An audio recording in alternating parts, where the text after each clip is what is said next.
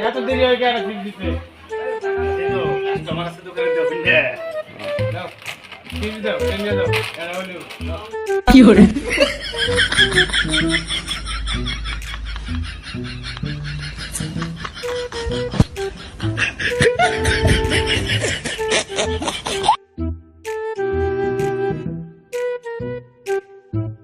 কি করে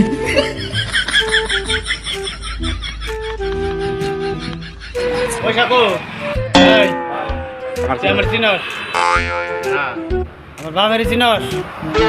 না আমার দাদারে চিনস না আমার ঠিক বলে